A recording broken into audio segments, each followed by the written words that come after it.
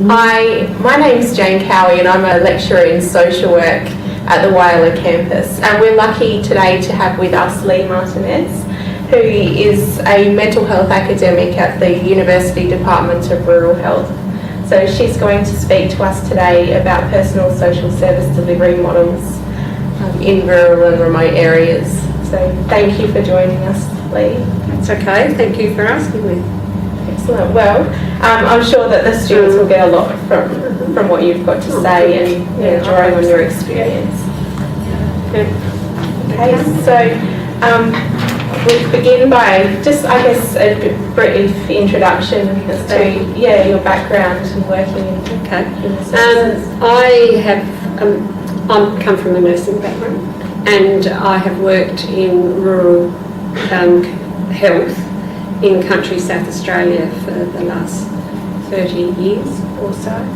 So I have extensive background in the rural health sector, predominantly in the northern far west region.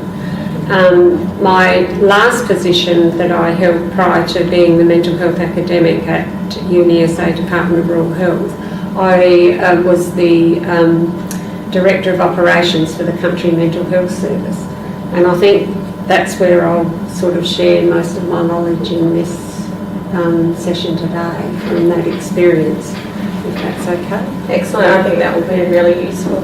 Thank you. Okay, so tell us a bit about the organisation and the services, particularly the service delivery model and how that works in rural and remote communities. Okay, so Country Health SA has been on quite a journey actually over the last 10, even 12 years, since about 2002.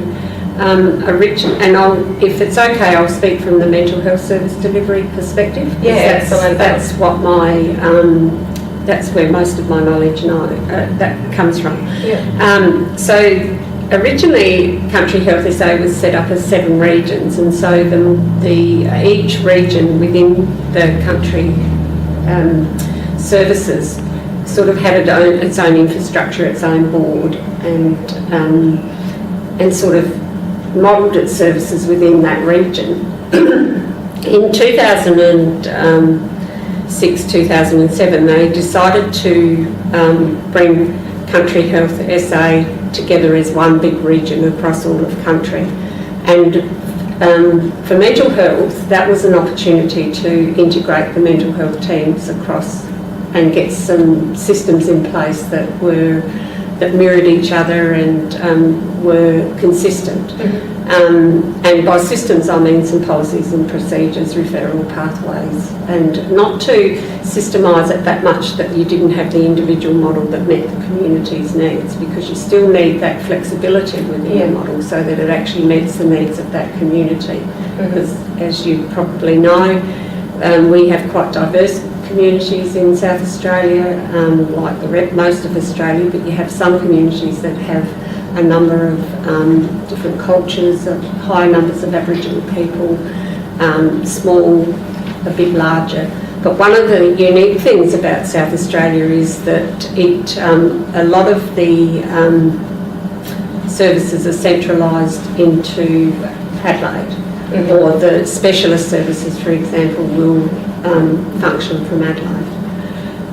In 2007, the state government released what's called the Social Inclusion Stepping Up report, and that report enabled, and with that came some funding, which was a nice thing, and that enabled the implementation of what is referred to as a step system of care. Okay. So that step system of care, what that means is that they wanted to have a system within the system, for want of a better way of explaining it, that for the person with a mental illness, so that they could travel through the different levels of care or enter the system at whatever level they felt was necessary for them. Yeah. So, for example, you could have your community team, which is a community team, and someone might just come into that service and have some counselling. There, you could have the next sort of, or another step in the system might be a subacute, or what they call it, is an intermediate care service. And we set that up as either based in the community with intensive support into people's homes or in the hospital. And that meant that the person would go into hospital for a few days, and then the clinician would work with that person, then transition them back to home and assess how much care they needed in the home. The next level is your acute service, and in the last, from about 2010, country, South Australia has established 3, what they're referring to as acute inpatient units in Mount Gambier, in the Riverland and in Whyalla. And so there's 6 beds. They're acute mental health beds, and they're staffed 24/7 by mental health staff. Now this was new for country South Australia. Prior to the Stepping Up report, prior to the Stepping Up report, the only services that country South Australia had was what they called community mental health teams. So it was just a community team based in a community health centre with other clinicians, and they used to refer people to work, which they still need to do, work across the system with the GP and other non-government organisations, etc. And if someone was very unwell and needed to go into hospital, they either went into the general hospital, which I have to say the general nursing staff and general social workers who looked after the people in the general hospital did a fantastic job. And it actually helps multi-skill the staff across different areas of disease or illness, for want of a better word. And or if they were extremely unwell, they would get transferred to Adelaide. So in Adelaide we have a rural and remote mental health service. And that has 23 acute beds, and that is for people that are extremely unwell. Right, so that's Adelaide based for rural and remote patients. Specific to rural and remote, and that also has what's called an emergency triage and liaison service, so that's a telephone service.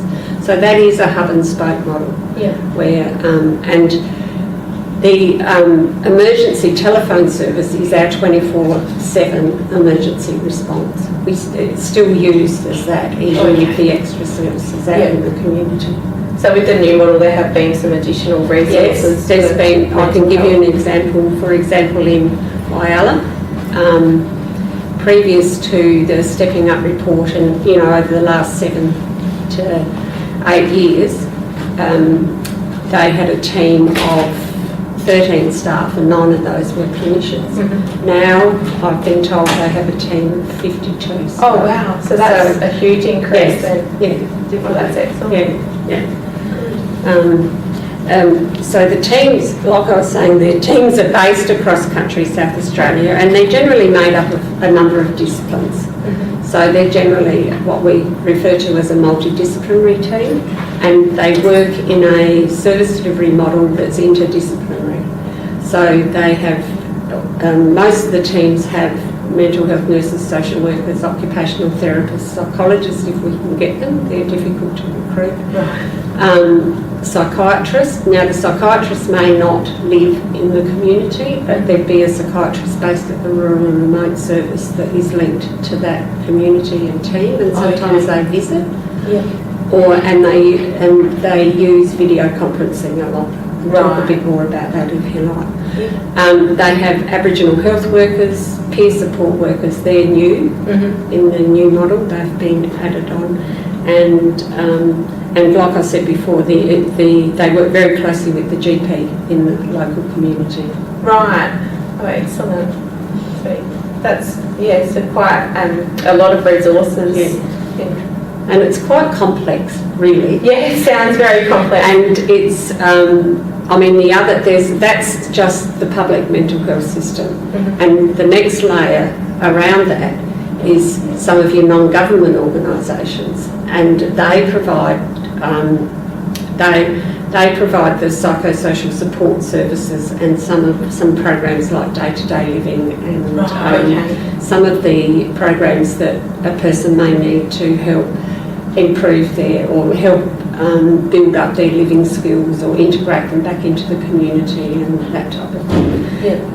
And then you also have the services that are funded through Medicare, which used to be called the Medicare Local, but now it's Primary Care Network, which provides you a lot of your psychology services. The social workers can also work for the Medicare Local, and that's more what's referred to as your primary care services. Right. Okay. So it is complex, and if someone gets, is fortunate enough or wants to have a role as a social worker in a mental health service in a rural community, I think it's be the same in a metro community as well. But it's really important that they get an understanding of what services are in that community, so that they can work collaboratively and in an integrated way, internally and across the system.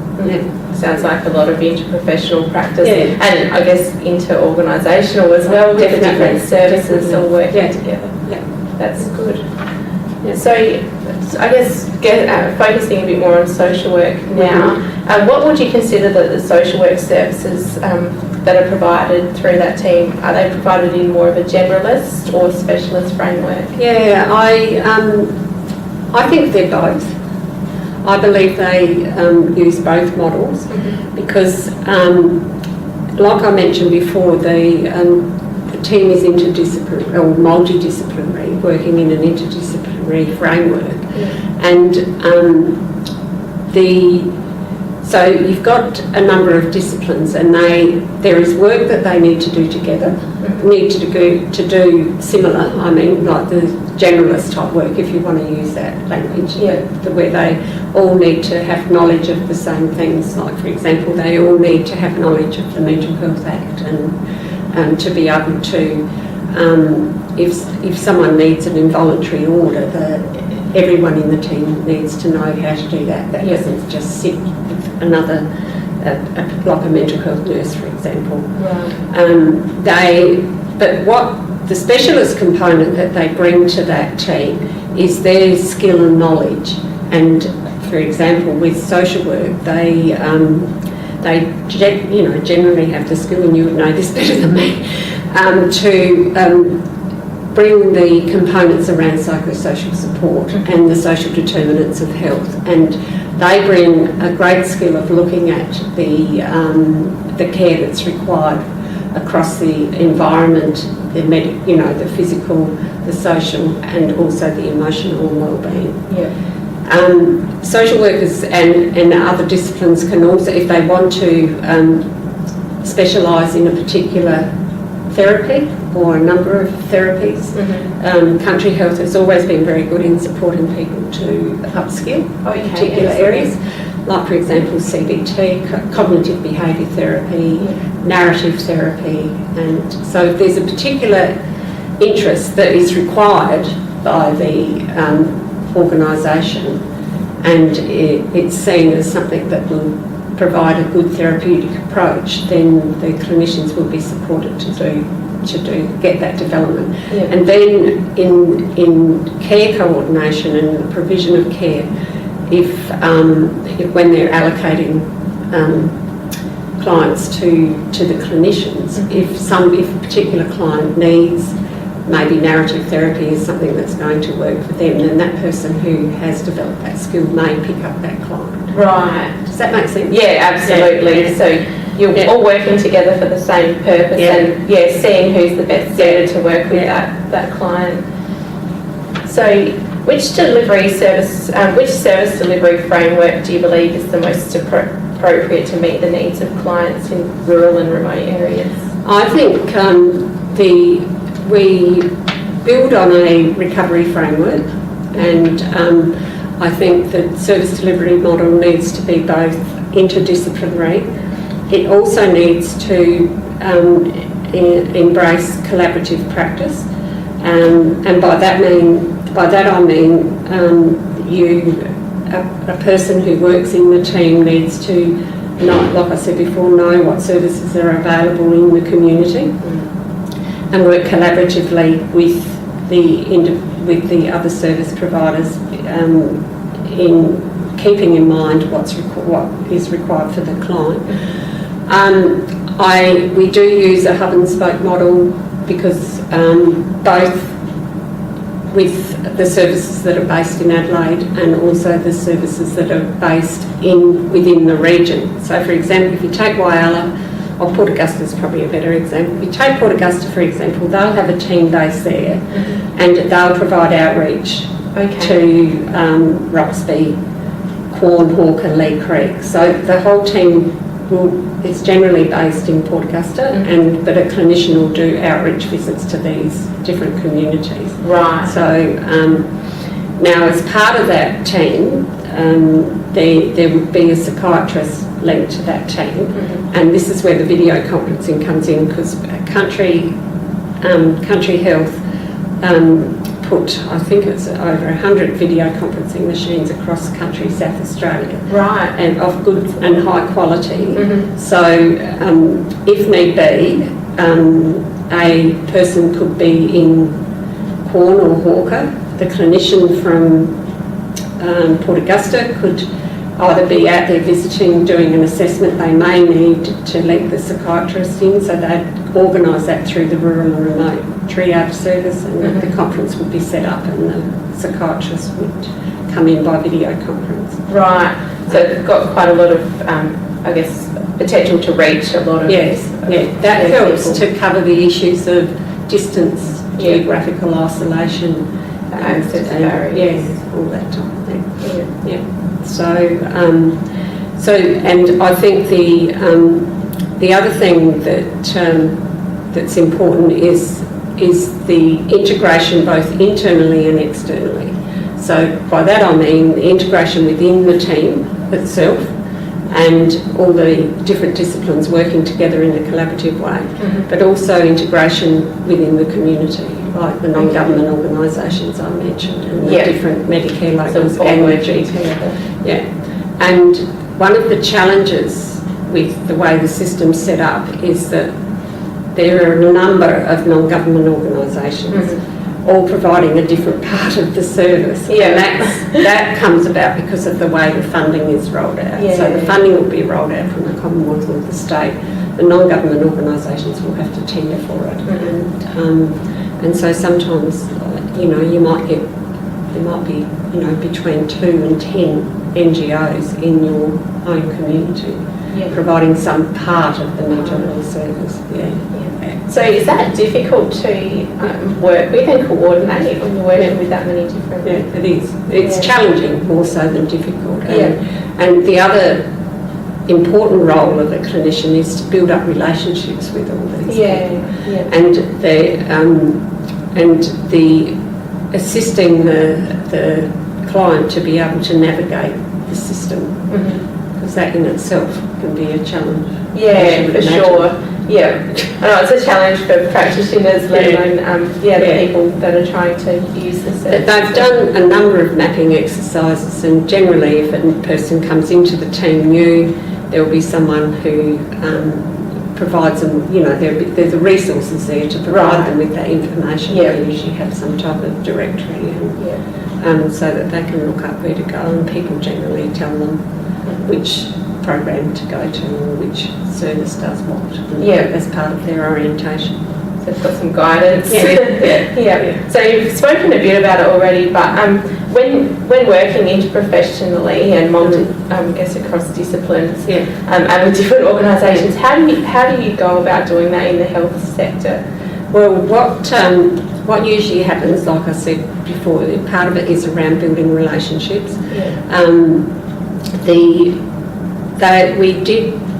We have got a model where we like people to think that any door is the right door. So people can refer themselves, or they don't have to have a GP referral to access the mental health service. So they can refer themselves in, and they can do that through just ringing the and, you know, the ringing the Whaler mental health team, for example, and talking to them and saying, I think, you know, whatever, and they'll do it. Sometimes they'll do an assessment over the phone to see how urgent it is. Yeah. And then with the interprofessional aspect of the model is that when an initial assessment is done and they, you know, try and determine the level of risk and how urgent the consultation needs to be, then that is taken to a meeting which is held every day generally, and the team works through, you know, what is the requirements for this person and who's going to case manage it. And that's sort of, they'll assess whether that needs to be, like, you know, an OT, an occupational therapist, or social worker, or mental health nurse. It may need both, but more than one profession. So, and like I mentioned before, one of the new introductions is peer support workers, and by what we mean by that is that people with a lived experience of mental illness are part of the team. Okay. Yeah, so, and they'll work alongside a clinician to help bring that level of, you know, what it's actually like to have this condition, or, you know, to help support in the journey. That lived experience. Yeah, and similarly with Aboriginal health workers. Right, excellent. So, yeah, that sounds great. I like the idea of a model where every door is the right door. That sounds, and that takes quite a bit of collaboration within the community, because it means that not only does the mental health service need to know what services are out there, the NGO services and the GPs need to know what they can refer in. And most people enter the services through their GPs. Right. And they are that's where most people go if they're not feeling. That's it. And so the GP sometimes will manage the person themselves. But sometimes it will refer people on. But one of the access messages that needs to get out to people is that they don't have to go to the GP. They can get the service without going to the GP. And what happens if they go into this mental health service without going through their GP? The clinicians will, you know, ask them who their GP is. If they haven't got one, they'll help link them to a GP, because they generally like to work in that model where they work with the GP, as the GP being the care coordinator. Right. The individual would have a key worker as well. The client would have a key worker so that they can then have one point of contact. Well, that's the idea. Right, okay, So that they know who's the person they ring when it's not, things aren't going well. You're not dealing with someone different every time. That's so important. Sometimes that works and sometimes it doesn't. No, it sounds like a great model with potential, I guess, to be difficult.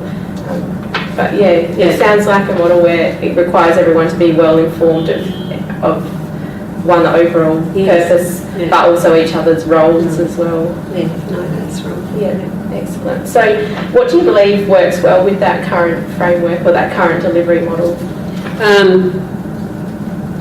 I think generally the integration within the teams works well, like within the teams themselves, the internal integration, I think that generally works well.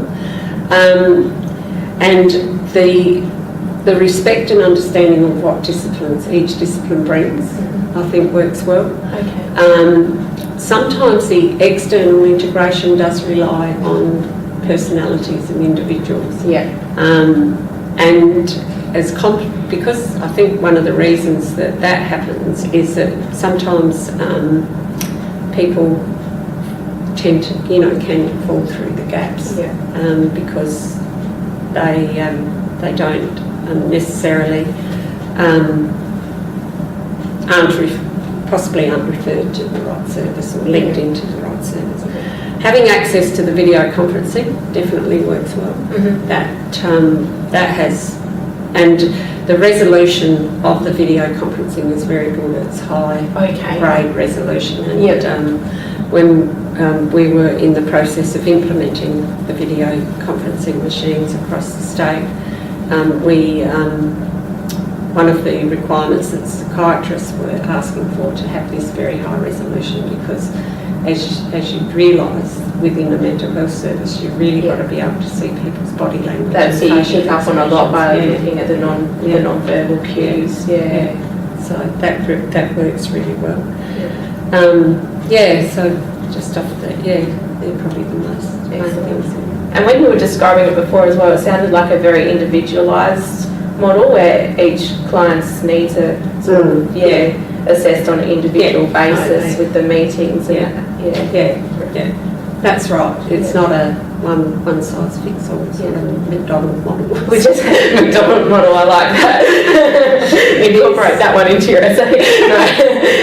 That's. I think that's so important, particularly in mental health. That's when you deal even with across people, full the stop, health really. sector as well. I mean, other health issues that people enter a health service for sometimes are a bit easier, like for example diabetes or something like that. There are standards of care that can be applied, and they've got tools like blood sugar and stuff like that. That'll work across the board. High blood pressure, you can take someone's blood pressure and see what it is. What we call our tool or our SFIG monitor is the risk assessment. The risk assessment standard. And that's standard across South Australia.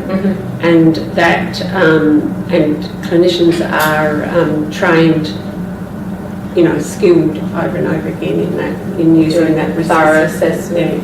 And in their undergraduate training they learn about doing risk assessments and what have you. And that's really the tool that helps assess the next steps. And people's own individual insight. Mental health isn't an exact science. So. No, that's it. So there's that uniformity with the assessment tool, but then the ability to assess individual needs. That provides that foundation. That's really. Right. Excellent. So it sounds like there are lots of positives and things that are working well. Can you identify any gaps within that service delivery model? Some of the feedback that we get from people that are trying to access the service is that they don't know how to get in. They don't know how to, and so that can be a gap. They don't know how to get there in the first place, and their first entry to the service may be because they've turned up at the emergency department or something. So that, and we do. The organisation does work on that a lot, and the GPs, like I said before, is an access point. The other gap is, like I mentioned before, really, is organisations not working in partnership.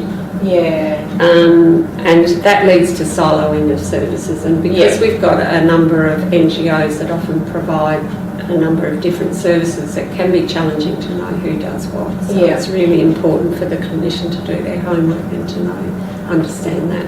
And in my experience, I have, and I still struggle with this, sometimes the partnerships work really well, and it seems to rely on the individual or the personality of the person.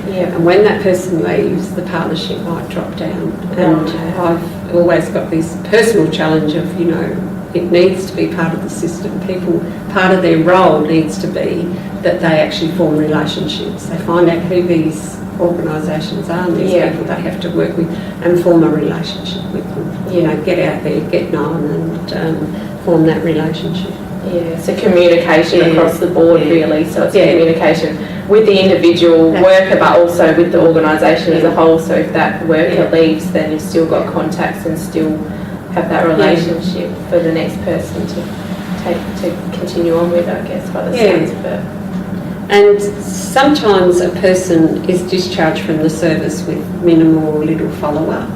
Yeah. And that doesn't happen too often, thank goodness, but that can happen. A person can discharge themselves. They don't have to wait to be discharged. Yeah. They can choose to discharge themselves. And I believe that I believe unless a person is really ready to live, and wants to be discharged as such, I think we should use the language of transfer of care. So transfer an individual from, because we've got so many services different services in place, not so many sometimes in some community, but there is a transition of care between the person who's the clinician working with the client, and then they introduce them to the NGO, for example, and take them there and say, look, this is the program. Yeah. And sort of don't just hand over straight away. Yeah. But that takes time. Yeah. And often there's time pressures and waiting lists and things like that put pressure on people. However, if you have built the relationship, you can sometimes do some of that stuff over the phone. It doesn't have to be cumbersome, but I believe it needs to be part of the continuum. So what I'm picking up on there is with language and processes and those relationships as well. Yeah. Communication. And another area that I think is a gap is around early intervention and primary prevention. Yeah. With the changing in funding models, the early intervention and primary prevention or mental health promotion seems to have dropped a little bit in recent times. And it seems to have a bit of an ad hoc approach, which is interesting because different activities that you can do through early intervention, for example, we've done, in my current role as a mental health academic, we've done some programs with Country Arts and some NGO around arts and mental health. Okay. And the health and wellbeing that comes out of those programs for the individuals is amazing. Yeah. People even start to comply more with their medication, and I think it's because it gives them a purpose, and for sure. They've got something to go to, and they've got something to get up for in the morning. That's it. Yeah. So I believe that that's something that could be incorporated into clinical care, because you can do early intervention and primary prevention across the continuum. It doesn't. When someone enters the service, you can start looking at them from a holistic perspective and start thinking about what sort of things can we put in place for that person to stop them from getting worse and to stop them from revolving. That's it. I don't know if you've used the term revolving door, but by that we mean, they go out and within a week they're back in again, worse than when they went out. That's it. You want to avoid that. That's where I guess, that old saying, prevention's better than cure. But then in the reality, sometimes when you're working in a service, all you've got the resources to do is work on kind of the cure, and when really it's the prevention that needs the attention, isn't it? And it's about being able to be proactive, more so than reactive, I suppose. And generally, clinicians like to work in a preventative way. Generally, it can be quite, more often than not, I think, is quite rewarding. Because they can see some growth and positive responses from the person that they're working with. So I think it's giving them permission and allowing them time to be able to do that. Quite fun and refreshing as well. And exactly. Rewarding because you see the results. So one last question. And I guess you've addressed that a little bit already by talking about the changes in the delivery model, but how has social policy changed service delivery recently? Any changes? Well, like I mentioned before, since about 2006, policy around mental health regained, I guess, some momentum, because in 1992 they released the first National Mental Health Strategy, and that sort of picked up a bit and then dropped off in the mid-90s. Some states picked it up better than others. In South Australia it did drop off, and then around 2006 when in South Australia when the Stepping Up report came out, it was definitely, we did gain a lot of momentum, and lots of things happened in Adelaide as well as in country South Australia. Right. A lot of things happened. And also federally, at the federal level, mental health still has a high priority. It's still high on the agenda, and which means that they're delivering, looking at different funding models and different ways of providing service. And there is a commission called the National Mental Health Commission that was established under the previous government, under the Julia Gillard's leadership, and the Liberal government has continued that commission, and they've done some consultation around all of Australia, and they've just released their recommendations of some mental health reform. Okay. And so you can access that information on the internet if people want to have a look at that report. Yeah. And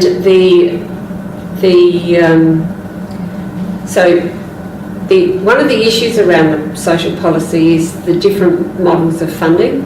This is what I believe. So the federal government will fund Medicare type services, like through GP type services, and they see the state having the responsibility to fund the acute services. Okay.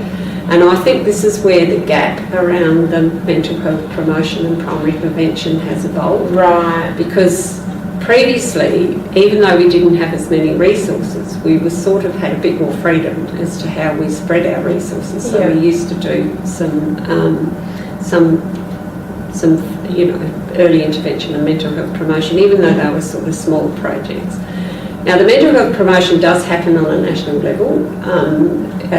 You may have realised, or you would know, that Mental Health Week is the first week in October, and that is a national campaign that is a mental health promotion type strategy to raise people's awareness. Yeah. Another area that is quite well funded around mental health promotion is suicide prevention, and there is a national strategy around suicide prevention. Yeah. One of the things that I think could be a challenge is the introduction of the National Disability Insurance Scheme, because some mental health consumers will be eligible for part of that scheme. Right. And I don't think they have, from the stuff that I've read, the literature that I've read, and some of the conversations I've had with people at the national level, there is a fear or a risk that they haven't calculated accurately the number of people with a mental health disability who could be eligible for that scheme. Yeah.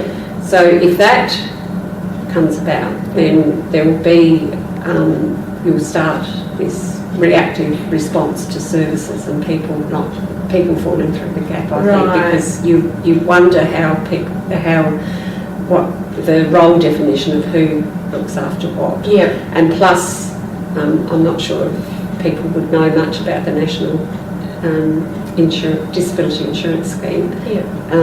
But as you probably do realise, it's built on the consumer or the client taking responsibility for their own care and buying their own services in, which is a great model, but you need enough resources to be able to do it, and you don't want people to be compromised because of that. Yeah, which I guess potentially is quite a risk when you're focusing on rural and regional areas and remote areas, because the services may not be there. And access to the services that you need as well. The more remote and isolated you get, how are you going to buy some of the services in that you need? Yeah.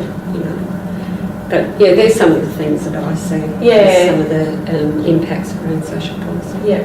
So with new policies always brings new challenges. It does. Yeah. All right, well, thank you so much for your time, and I think that, yeah, the students will get a lot from hearing from you.